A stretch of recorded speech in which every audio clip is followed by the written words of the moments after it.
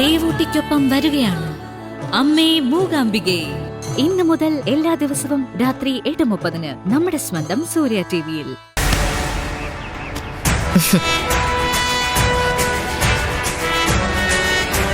പറഞ്ഞ മുഴുവൻ തുകയും ഉണ്ടല്ലോ അല്ലേ? അതിന്റെ ഒന്നും ആവശ്യമില്ല. എന്നെ നീ പറ്റിക്കില്ല. പറ്റിച്ചാ സംഭവിക്കാൻ പോകുന്നത് എന്താണെന്ന് നിനക്ക് നന്നായിട്ട് അറിയാം. ക്യാഷ് എടുത്ത് അകത്ത് വെക്കട്ടെ?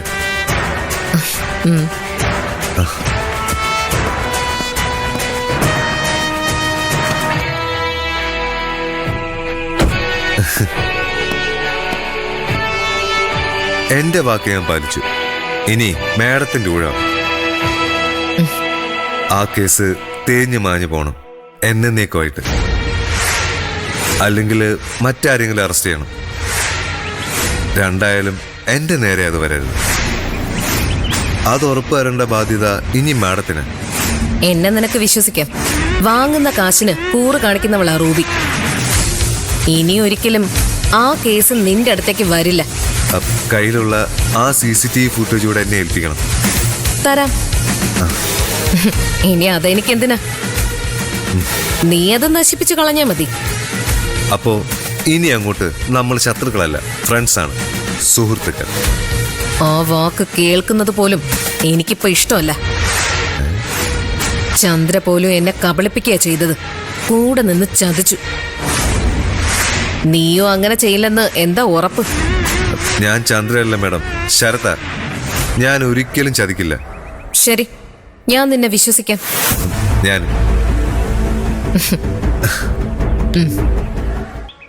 ഇത്രയായ സ്ഥിതിക്ക് നമുക്ക് ഓരോ കപ്പ് കാപ്പി കുടിച്ചാലോ?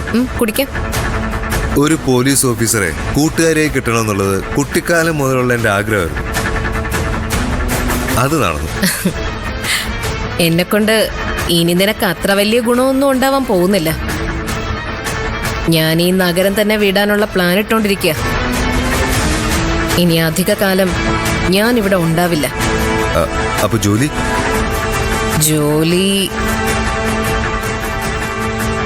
ഞാൻ ബിസിനസ് വല്ലതും ചെയ്യാന്ന് ആലോചിക്കുക. ഈ ജോലി എനിക്ക് മടുത്തു. മാഡത്തിനെന്തോ പ്രശ്നമുണ്ടല്ലോ. പറയുന്നില്ലെങ്കിൽ വേണ്ട, ഞാൻ ചോദിച്ചേ ഉള്ളൂ. ഞാൻ പോയി കോഫി വാങ്ങിച്ചോണ്ട് വരാം.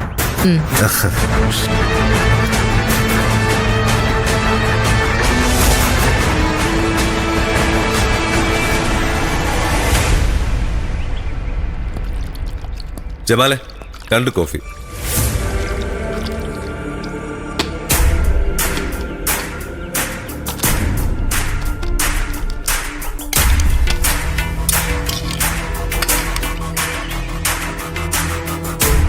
സർ.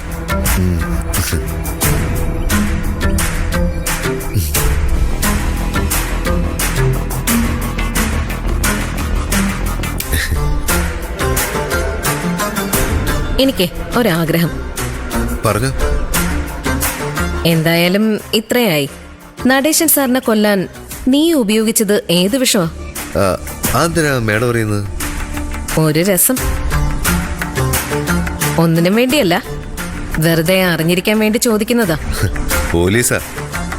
നാളെ അത് വെച്ച് എന്നെ കുടുക്കില്ല എന്ന് എന്താ ഉറപ്പ്? നമ്മള് തമ്മിൽ ഡീലായി കഴിഞ്ഞില്ലേ ശരത്തെ?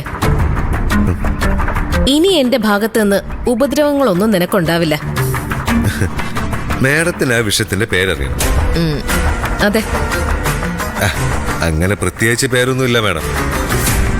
എന്നാലും അതേതാ സാധനം അറിയാലോ. എന്തിനാ?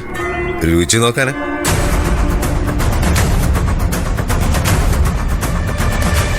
മേഡത്തിന് ആ വിഷയത്തിന്റെ പേരറിയണം.